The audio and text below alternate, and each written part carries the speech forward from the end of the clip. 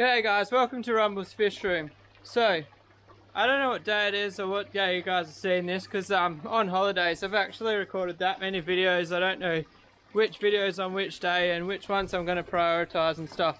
But, obviously Happy New Year's because it'll be 2020 by this time this goes up.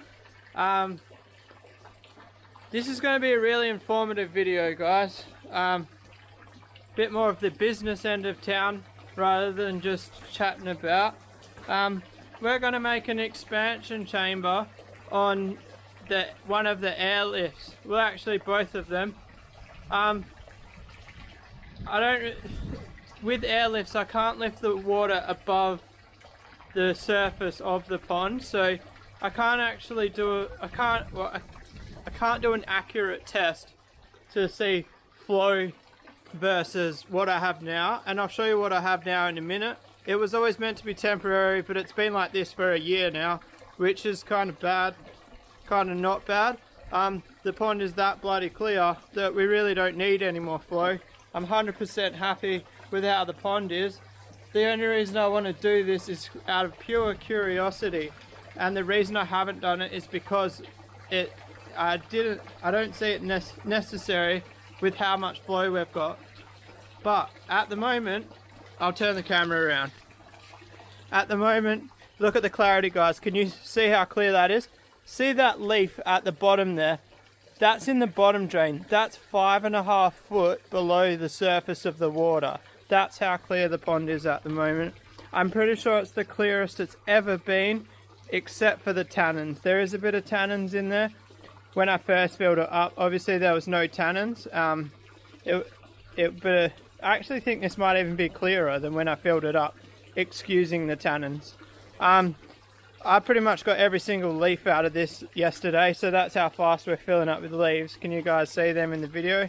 I've got a polarized filter on, but it's only a really weak one, but I think it's making a difference for you guys to see. Alright, so I just fucking got so sidetracked then. See that airlift there? There's a pipe coming out. That's currently running on an LP40 air pump, which is under the tarp over there. That's a job for another day. Those air pumps want to be moved inside the shed. Basically, there's no need to have them outside the shed. And then, so that one's on an LP40, which I think is 50 litres per minute. At a guess, I can't remember. And then see the long pipe coming down there, which I moved underneath the water yesterday, which is also a video, I think. Yeah, I recorded that, so you guys have probably already seen that. I can't wait for that to grow algae on it because that's going to disappear, that pipe. But anyway, that pipe's currently running an LP60. So now we put an LP60 is 70 litres per minute.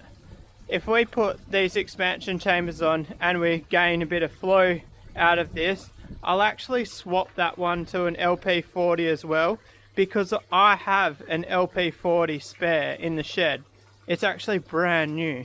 And then the LP60, I might even consider moving the LP60 into the shed and running the Stingray tank on the LP60, because there's no harm in getting more flow for the stingrays. They love a bit of flow.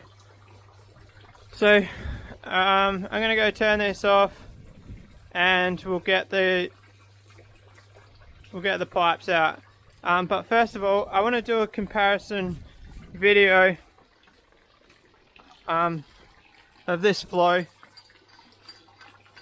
But I'll show you this video after we've done the expansion chambers. Alright guys, the business end of town. So now I've taken these out. You can see these are just a pipe with a hose inside it. Literally just a hose coming through, and it's just bubbling up the pipe. But we want to drill little holes in here and create a chamber that releases the air more evenly up the pipes. So I haven't decided how I'm going to do that yet. I'm kind of thinking about reusing this hole, but I don't know if it's going to work, so I'll have a think about that and let you guys know my decision. Alright guys, I do this thing where I forget to record and tell you guys what I'm doing. So here we go. I have skipped a step. So these rings here, I cut off the little edge on here so they can keep slipping all the way over. And then I don't want this pipe to be any different in length, so I'm working with the existing hole that's in them, but I've got this lower than it needs to be at the moment, and then I just paint around here with glue, and then I've got my fitting on the ground here, and I just put that in there and push it down till that hits the ground, and then that's my spacing. So this will go on here and be flush there. So now I need to put the hose back in, or actually I'll probably do the other one first, then I'll get back to you guys. Alright guys, so I went through my tool bag and stuff. I haven't got a 2mm drill bit on me, only a 3, and I don't want to drill 3mm holes in this. So I found a dart which is 2mm. Possibly the worst way to do this, but innovation is key. So we're just going to send it.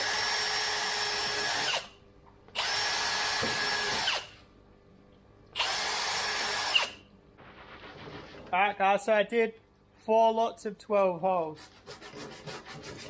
Now, this is a hot tip, most important part of this thing. Sand the burrs off. Don't do what I did. The first time I made these, I was like, oh, don't worry about the burrs, who cares, it's all hidden. What actually happens is the burrs catch the debris, and then slowly debris that passes past it somehow manages to block the holes. I don't know how, it sounds strange, but it does. I've had ones that become almost completely blocked in the 40mm ones that are in the fish room, and I actually unblocked them just by putting a 32mm piece of PVC inside and breaking off the burrs. And then once the burrs were gone, they never got blocked again. So it's not really these outside burrs, it's more the inside ones, which in this situation are going to be quite hard to clean up, but it's definitely a necessity for this. I learned it the hard way, and I'm trying to teach you guys the easy way of doing it. So I just got sandpaper, sticky tape to a drill bit. Alright, so I did a dry run to see how it would go. If I can make a suggestion, don't do a dry run guys, because it's near impossible to get off. I just spent a good 10 minutes trying to get it back apart. I was getting grumpy. It wasn't fun. Alright, so now I put this hose in here.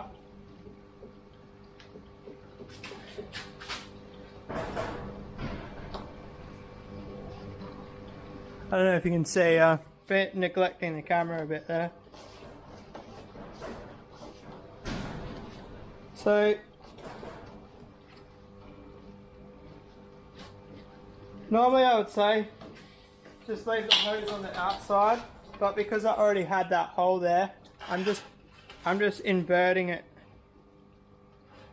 so I don't have to cut this pipe down, because I don't want to have to recut these airlifts or buy joiners, if you know what I mean. Alright, so then near the top,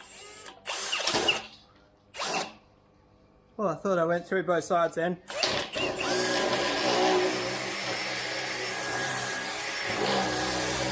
You want to bore a hole so we can bring the hose back out. I don't want it running up into the fitting, so I've bored the hole just below where that fitting sits.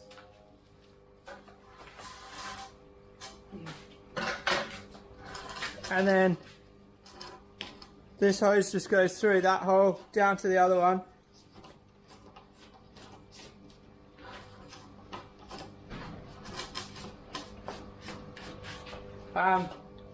So when these are set up, you have to be very gentle with them, because if I pull on the hose too hard, it's going to rip this out, because I'm not using any fitting in the bottom here. I'm not too worried about not using any fitting, because the pipe's that big that I can still get my hand in there and fix it if need be, because these airlifts just sit loose in that drum, so I can lift it out with ease. Oh, that's quite a mission to get that in there, to be honest. Alright, so now we're going to glue these two bits in position.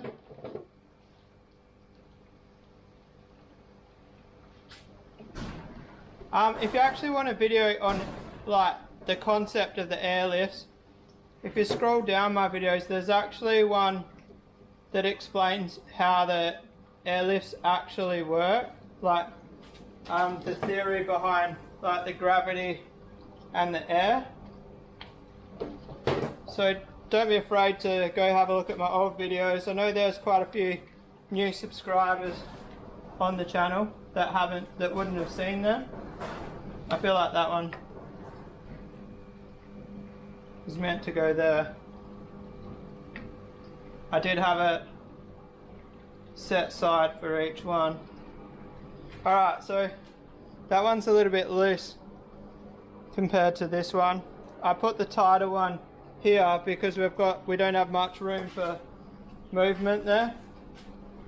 I don't know why I use the word movement, you know what I mean. We don't want the air to leak. Alright, and then now we're going to glue this bit in here. It's probably the hardest bit to get in. It's a real rough fit. I don't know if I showed you guys, with the grinder and the flap disc I actually beveled that edge. So this can go in. Alright, so I've just completely destroyed all my hands and knuckles squeezing in there and stuff. But that's alright. Job done. Now I just got to make sure I put these on the right ones. I'll see you guys back over at the pond. Alright, so flow before the expansion chambers for the LP40. Alright guys. Straight away you can see that's more flow.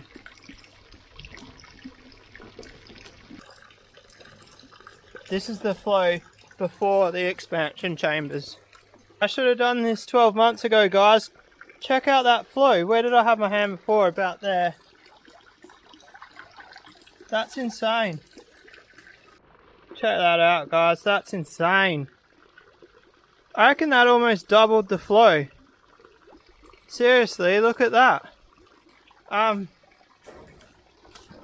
So I moved it so it hits that plant and like sort of splits halfway and halfway. So we want to try and get a nice circular motion, and it does work well because this, whenever the pollen and stuff blows down, this corner is always the cleanest because that's pushing it away. And then obviously that one pushes that way, and I just try to get all the shit to the skimmer. But oh, this one's popped off. Check it out, guys. Look at the flow.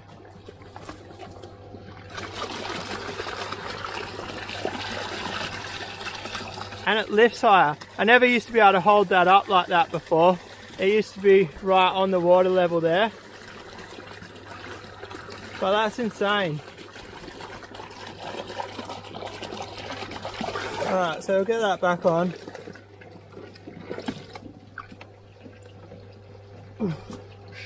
Alright, they're both on. So, these are two air chambers. I'll quickly show you these while we're here.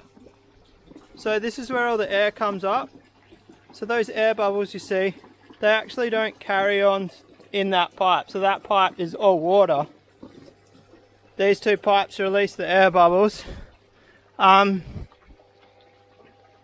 My plan is originally to cap these two pipes and put like a 30mm drain off, which drains back, or 32mm grey hose here, and so they're capped off, and it drains back to this tub, because like obviously with the bubbles you get a little bit of splash, and that splash I want to end up back in that tub. I got something in my foot. Nice bit of bark. So that's today's project done, guys. It definitely made for more flow. Especially that one. This one seems to have a bit more flow, but not crazy amounts. But that one is going nuts. I think we will change that to an LP40, I think. We don't need the LP60 here. So I'm gonna go get my spare LP40 and we'll put that in this video while we're here. Alright guys, so now we've got two LP40s. My tarp is completely trashed. I really need to make a waterproof box here. So this is my cover at the moment. We've got all sorts of crap. It's a bit innovative. The styrofoam is actually to stop the sun. I've knocked the plug out.